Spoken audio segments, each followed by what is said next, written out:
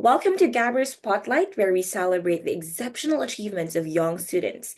Today, we're thrilled to feature Taksh, whose groundbreaking research on using CRISPR to combat HIV and advocacy for blind children's education is creating ripples of change. Let's dive into Taksh's inspiring journey. Taksh? All right. Hi, Taksh. Hi, Could you start by introducing yourself and sharing a bit about what you're most passionate about? of course. So just before I dive into that, hi, my name is Taksh. I'm a current high school senior that goes to Basis Chandler in Chandler, Arizona. And really one thing that I really do feel that defines me is my love and passion for biology and specifically genetics. So really I think what led to my aspirations in genetics is just how much potential gene editing really does hold for the future and its implications for diseases and various other treatments. And so when I did come across CRISPR in high school, for example, I really didn't know that it was going to be something that I wanted to pursue greatly. And I really tried to make it as much as I can as part of my identity, like doing research on how it can be used to cure infectious diseases and even beyond that. But apart from my love for biology, I like to think of myself as a pretty diverse, interested individual. For one, I'm also incredibly invested in music. I do the percussion in school, I play the piano as a side for volunteering, and I'm also a huge buff in Indian classical music, having done it for almost 10 years. On top of that, I'm also a sports fan, having followed the game of cricket for a few years by now, and I love to do play it with friends, for example. And yeah, that's just a little bit about me. All right, that's very interesting. Thank you for sharing a little background about yourself, Daksh. You seem to be very a well-rounded type of student. You know, you're doing this and that, and it's very interesting. But it also got me curious because not all high school students or not all students of your age would be interested in kind of like studying, or researching about HIV or AIDS or like the CRISPR the thing that you're discovering right now, right? CRISPR, for example. So why did this issue, specifically on HIV or AIDS, resonate with you? How did it start? Like the curiosity for this whole research. Yeah, that's a good question. So for me, it wasn't really as much of like a slowly developing interest as just biology was in general. This was sort of more of, I guess, a spontaneous moment. So I really did come across HIV and AIDS in kind of an unlikely place. It was actually just in Spanish class. So the way it worked was just a little bit of storytelling. But the way it was is we were just doing some translation exercises in Spanish, and the song that we were looking at was about the AIDS pandemic in the 1980s. And so really just learning about all of the patients that actually fell sick and died to HIV and AIDS. And at the time, doctors didn't even know what to do about it because it was a disease that had no cure. No one knew what this really was. And so all of these just people just mass dying in so many different communities across the globe, all of that pain and death made me thinking that, okay, that happened almost 30, 40 years ago, and we're still not exactly at the point that we can truly say that yes, HIV has a cure. We're still at that point where it's like, okay, it just reduces the spread. There's still no definite cure. So that really did get me thinking, what could I do to work towards solving this problem? I didn't exactly have background experience, but I did still want to try and put my efforts towards it. And I guess around the same time as well is when I did come across CRISPR.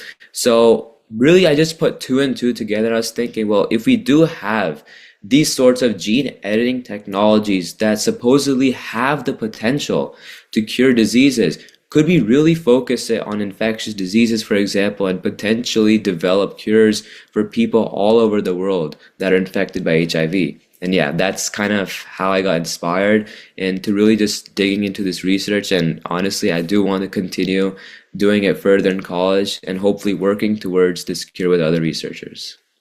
Interesting. Unlikely plays in the Spanish class. Yeah. Very interesting. Okay, so for those of you who are watching, I just like to let you know that actually Taksh here authored a comprehensive research paper titled can CRISPR-Cas9 cure HIV or AIDS? Can you explain how like CRISPR-Cas9 works and why it holds such because you mentioned earlier you kind of discovered this and that, but why do you think this holds such revolutionary potential for curing HIV or AIDS? Right. So one thing that's made HIV so difficult to cure is the fact that it attacks the immune system of humans. So the way HIV works is it doesn't exactly inflict anything like as a cold might, for example, it rather weakens you and lets other diseases sort of just take control of your body and cause greater harm. So I guess it might be kind of common knowledge, but I'll just get into it. So obviously the immune system is a part of our body that makes sure that we're safe from different kinds of diseases, and that way we don't get severe reactions, we don't get severely affected by any bacteria or viruses. But when HIV does enter the human body, the way it works is it destroys specific immune cells that are critical to fighting off such diseases. And so when you have that supply of immune system cells so severely depleted, and some other viruses may come in, as it does happen in the flu season or something like that. If a person does get inflicted with such even a harmless virus, just the simple lack of immune cells can make even a small cold turn into life-threatening. And this sort of virus that's so difficult to, I guess, find out like, oh, it's in the body and just prevent from happening because it replicates so fast. And it just how quick it is at replicating makes it a really difficult virus to target and prevent from infecting humans. So that's definitely one of the reasons why it even hasn't been cured today, just because of how difficult it is to pinpoint it and really target it and prevent it from attacking human immune systems. But the thing that makes CRISPR a potential cure to this is that this method of CRISPR that I was able to do some research on, it doesn't attack the virus. Rather, it reinforces the defense system of these immune cells that get targeted by the HIV viruses. So the way, I guess, just breaking it down is on the immune system cells. The way HIV enters and infects these cells is by binding to them and just injecting these cells with HIV viruses, so that way these cells explode and just release more HIV viruses everywhere. But if we can find a way to prevent the HIV viruses from binding to these cells, theoretically, there's much less of a chance that these viruses can even get access to these cells. And due to their short lifespan, the viruses would die. Simple as that. So this method really focuses on causing a gene edit in these specific immune cells. So that way the receptors on the immune cells cannot be bound by the HIV virus receptors, and rather because there's just no way for it to bind, the virus would die off, and then the immune systems would be immune from these HIV viruses. Wow, interesting. Now, I'm a bit curious as well. What was the result of your research? What did you discover any new insight or breakthroughs from that? Well, the thing is, there are obviously many new breakthroughs coming every day in this field. Even some of the research papers that I've taken a look at, some of them were as recent as August, September of 2024. And so every day there are new breakthroughs coming through. Now, I'm not exactly, when I conducted this research paper, it wasn't necessarily in a research lab. It was more focused on a literature review. But this method did focus on a new method that was being developed, in which this method sort of ensures that the CRISPR can be effectively transported into the cells for safe editing, while also making sure that it's accurate and doesn't cause any mutations. So currently, as of now, I haven't exactly, just found a new breakthrough or anything, but perhaps when I do continue this research in university labs, fingers crossed, maybe I will find a breakthrough that can really help advance it. Yeah, we do hope that you get to progress this as well in university labs. So, I do know from the way you communicated, from the way I understand you telling us, CRISPR is on undoubtedly exciting. It's promising, right? But I think it might also come with challenges, just like anything else, right? So what do you think are the like kind of like the potential drawbacks or possible ethical concerns maybe related to using CRISPR for gene editing? Yeah, there are definitely a series of ethical concerns that do come with CRISPR. And even in recent times, I guess just the advent of CRISPR and just how much potential it has, and it being sort of a general knowledge that gene editing is something that can be possible, it has sort of come across with some negative implications, at least in the public view. So lots of the news around CRISPR is that it allows for designer babies in the sense that you can just edit a baby's genes, like the embryonic genes, and you can have any physical characteristics as desired. And that has definitely caused some backlash, like it's not really staying true to the genetics of a family, and it's not ethical to suddenly edit it because that was never intended in the first place to occur when we were born on the planet. So there are definitely some concerns from many individuals worldwide on that, and no doubt it can be a challenge for sure to definitely address these concerns. But lots of the time, when CRISPR is practiced safely and under government authority, just under government regulated labs, government approved treatment procedures, for example, lots of these designer baby implications or ideas wouldn't really occur unless there's a lot more safety. There's a lot more ensuring that CRISPR is being utilized for purposes as intended and not for anything let's like malpractice, for example. And another thing, just apart from the social views, is that CRISPR is definitely an expensive technology. There's no doubt about it. And getting these expensive technologies to many low-income areas like sub-Saharan Africa, where HIV is so prevalent, it can be a challenge for sure to make sure that these costs, if let's say even developed into a treatment, because it's just as important to make sure that these treatments are accessible to the general HIV populations to ensure that those with HIV can be cured of the disease. And so that's definitely a challenge to work towards to making sure that these are affordable in many HIV treatment facilities in different parts of the globe to ensure that there's maximum outreach towards these populations and it's not that it's just selective towards first world countries, for example. Those are good insights and those are really valid concerns as well. So, um, but looking on the other side though, what do you think excites you the most about the future of gene editing technologies? Like, I know it has, we just discussed the ethical considerations, but if not, if aside, looking past that, what do you think is the most, exciting thing about the future of gene editing technologies? Definitely. So gene editing technologies, yes, they do obviously have those concerns, but at the same time, with the everyday developments just occurring and how safe these technologies are, how effective they are in targeting cells, for example, me personally, I believe that perhaps the most exciting prospects of gene editing technology is the cures for diseases. Because even though HIV does not have a cure, and perhaps we could use CRISPR as a cure for that, as I'm researching, there's just so much more that CRISPR can achieve beyond diseases like HIV. Because there's so many diseases in general that are genetically inherited, for example, through family trees.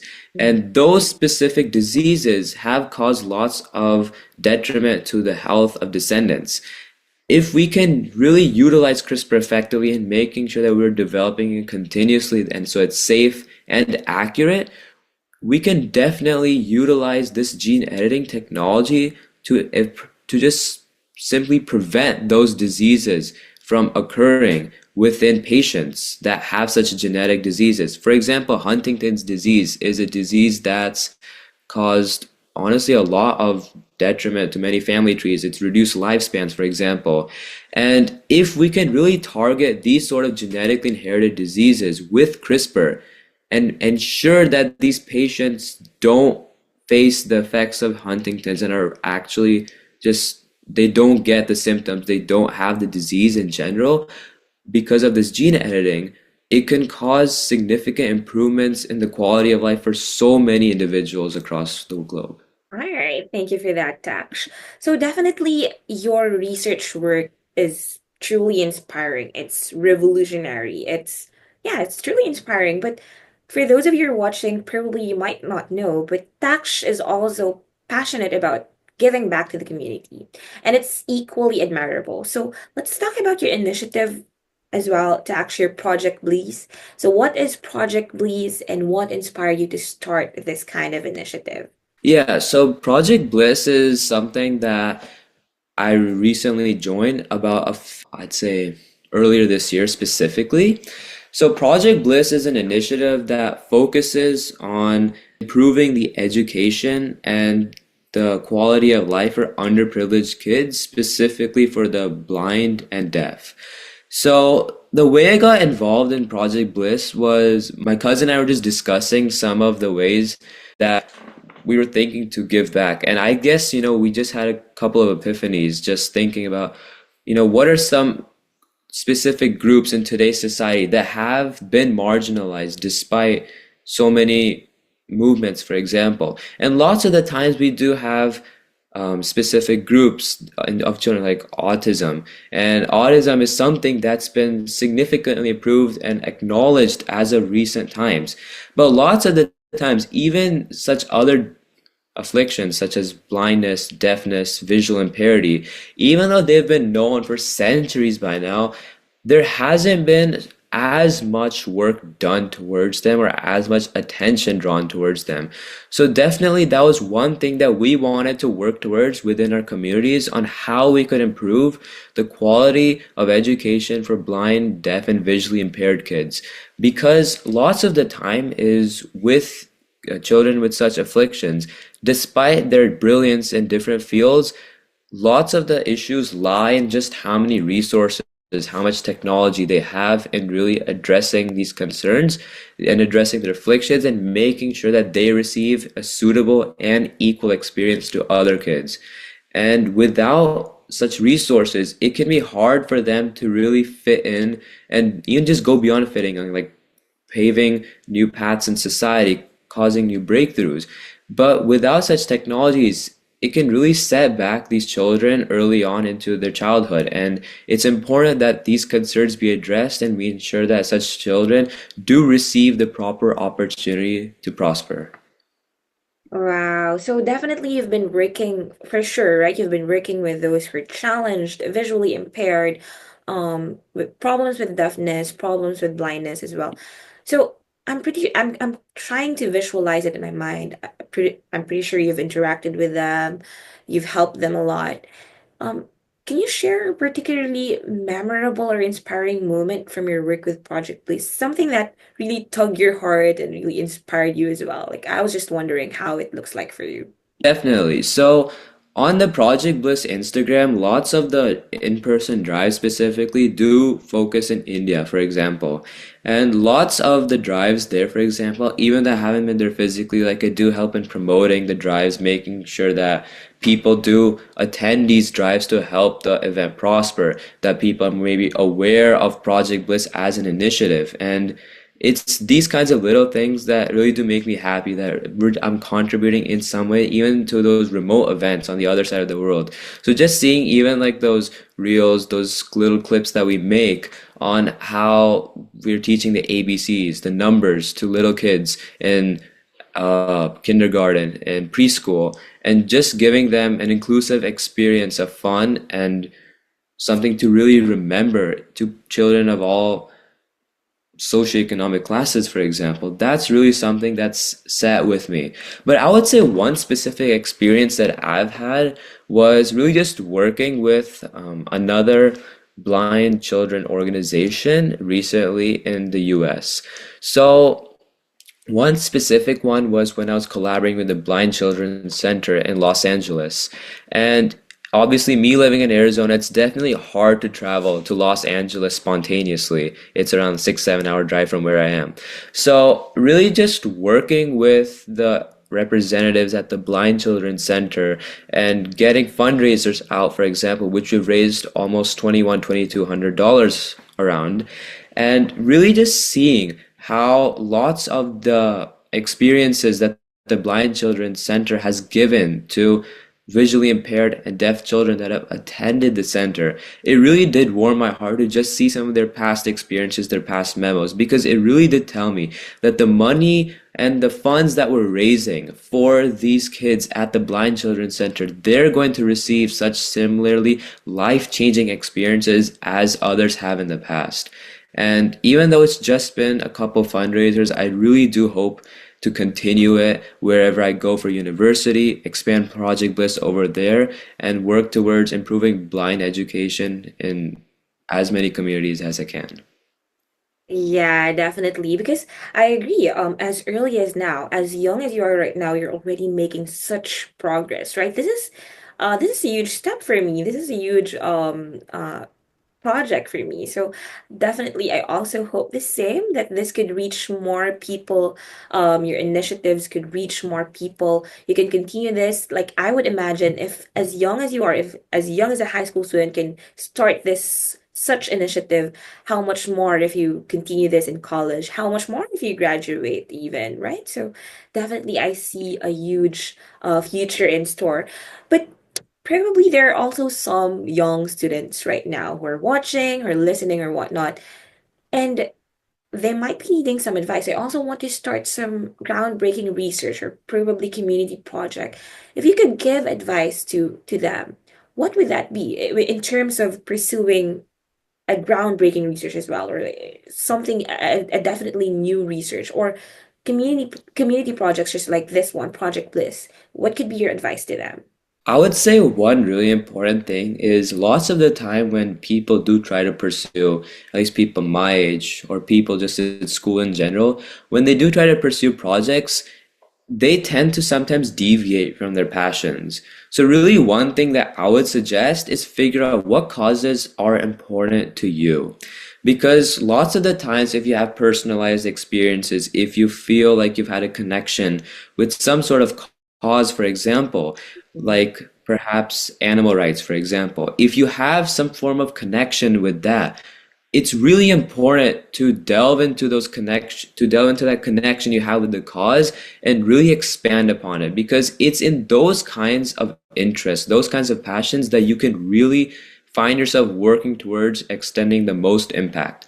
Lots of the time, if people do take on initiatives or they take on activities that they have little to no interest in, they won't find themselves working on it as much as they could.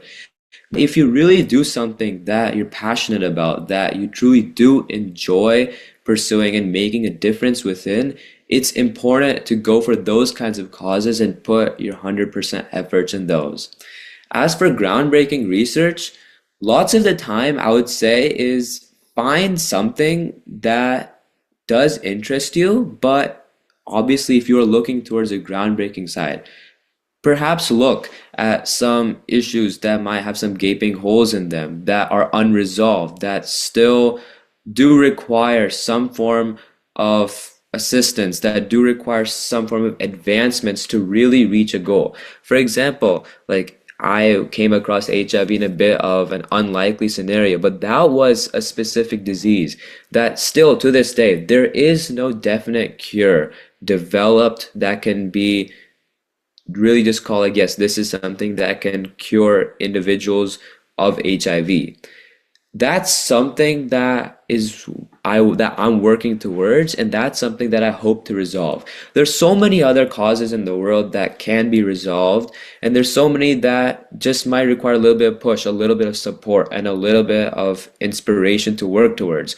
So I would say really look towards how you can make that difference and how you can kind of close that gap and really make sure you get that advancement, you get that development, you get that difference to make. That's definitely one thing I would suggest to look at something groundbreaking.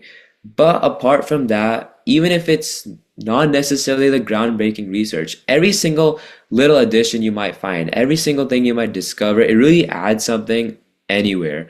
So I would suggest that definitely do pursue something that you find in your own interest, just like the social causes one, because you'll find yourself not as interested in committing the research because research does take a lot of commitment. It takes many, many hours just looking through papers, looking through methods that you can take to really work out the specific idea that you're trying to develop in the paper. So make sure that this is something that you're passionate about and that you're willing to put the long and hard hours in, because it's definitely no sugarcoating. It's definitely an arduous process.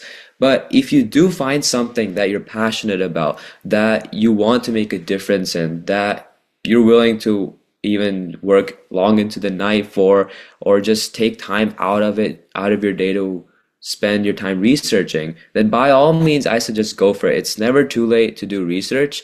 And I would say do as much as you can, because it's really those little things, or maybe those big things, that really do contribute to the future. Wow, thank you for that, Taksh. And I agree. Sometimes when, students do their research, they do research for the sake of just doing research, but actually a better approach is to really look for what you call research gaps and Mhm. try to fill it in, because otherwise, if there are no research gaps, your research is purely nothing. It doesn't serve any purpose. It doesn't add value to the scientific community. So that was a great wisdom from you, Dax, right? And I agree. I hope that more students would be inspired from this interview. And again, Taksh, thank you so much for gracing this interview. Thank you for sharing your technical knowledge, even your personal insights to things. And I really hope as well that, you're not just doing pioneering research, but also really giving back to the community and really assessing what are the needs. You're not just doing community projects just for the sake of doing community projects, but as I've heard from you, you really research, where you really delve into what are the needs, right? Even in your research as well. So thank you so much, Dax, and I really wish you all the best even as you move forward to your college. Okay, thank you. And really, I hope the best for your projects. I hope that it would grow more, it would have more traction, people would come and near you and approach you and help you, and also kind of like volunteer for any kind of initiative you'd have in the future as well. So thank you. Thank you, Thank Dax. you.